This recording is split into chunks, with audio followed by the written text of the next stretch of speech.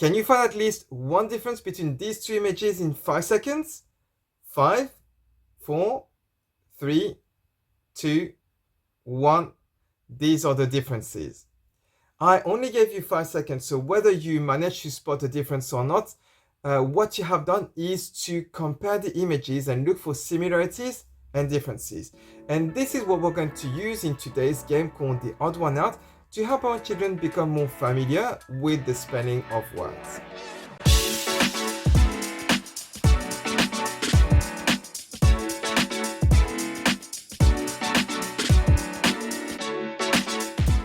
Games inviting children to pay attention to the details of words are great to help them develop their spelling.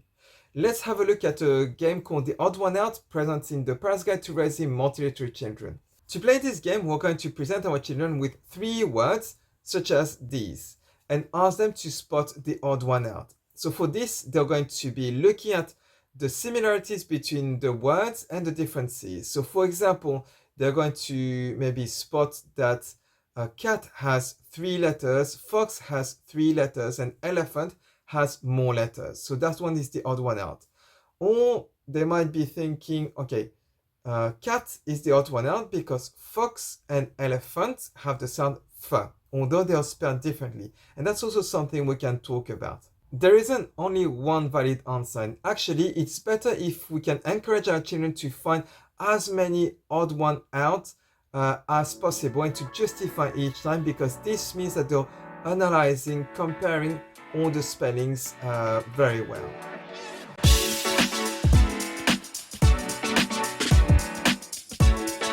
Comparing the spelling of cognates can be very useful to embed the spelling rules of each language.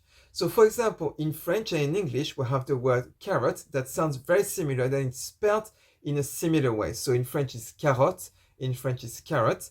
You can see there is double T in French with the E, and in English is double R and only one T.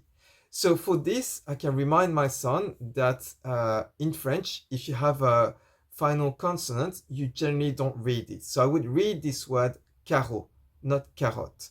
So in French, I would need to add an extra E, and I would just add that it needs a double letter, so it's double T, E, and in English, just double R.